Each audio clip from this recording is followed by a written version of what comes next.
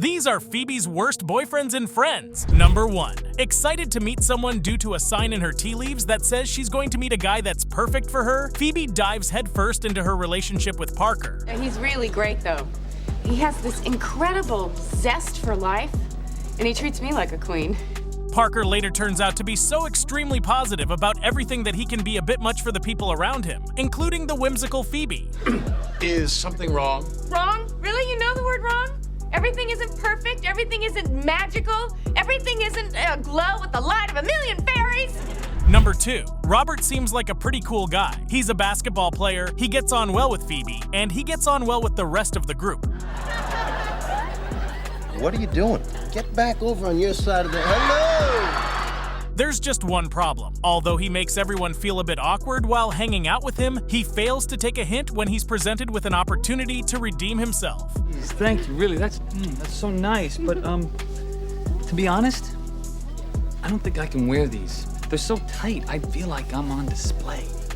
Number 3. If your relationship is going to be successful, then your partner has to get along well with your friends. This is well known and non-negotiable. Oh, good.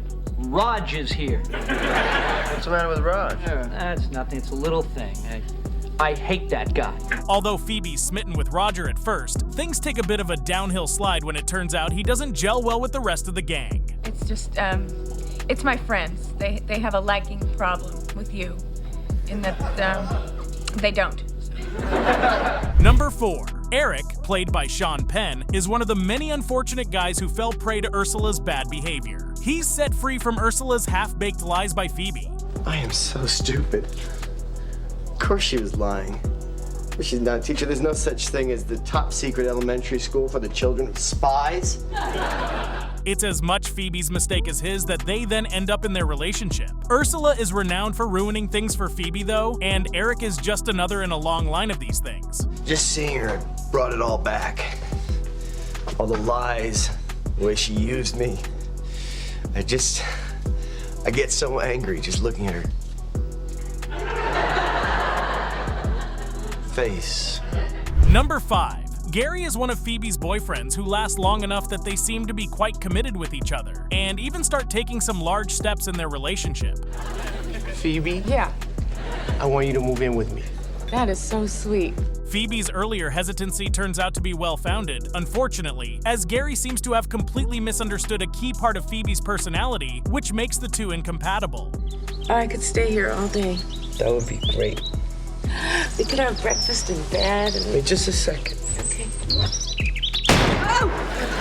Number 6. Phoebe unconventionally meets Sergey, which honestly is super fitting for her. There's nothing wrong with him as a person, but the situation is far from ideal. He's very dashing, you know, and very, very sophisticated. And he doesn't speak any English, but according to his translator, he totally gets me.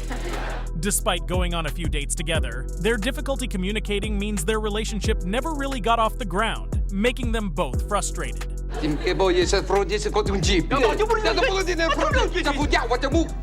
Number 7. All of the friends have made their fair share of questionable decisions, but getting into a relationship with this guy does seem like a bad idea. That's it, no. Hey, you, J. Crew guy. Yeah, why have you been following me? I mean, all week long, everywhere I look, there's you. If the guy stalking your sister isn't a big enough red flag, it just seems to get worse and worse, leading us to question why Phoebe ever thought it would be a good idea.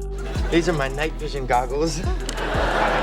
This is the book I pretend to read when I'm watching her in the park. Number 8. Now, we know that Mike and Phoebe eventually turned out to be each other's endgame, so seeing him here might be a bit of a surprise. But let's not forget that Mike was originally in a bit of an awkward spot. That was just my first marriage.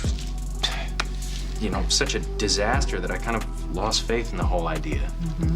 Was it really that bad? Mike earns his spot on this list by dating a woman who's crazy about him and a woman that he is crazy about, and then throwing it all away due to something he changes his mind about later. I think I need to be with someone who wants what I want. But I don't want this to end. No, I don't want it to end either. Number 9. Speaking of Phoebe's boyfriends who have shown some serious red flags, there's perhaps no red flag that's bigger than going on a date with a guy. And then he says something like this. I'm sorry, I'm staring. It's just that you have the most beautiful eyes. Oh, stop it. And your breasts.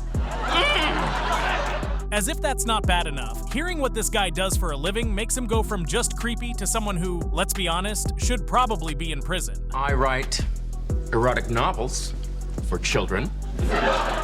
What? They're wildly unpopular. Oh my God. Number 10. This guy's problem is unexpected. Phoebe meets him completely by chance and feels an instant attraction to him. Well, hello there. I didn't see this on the menu.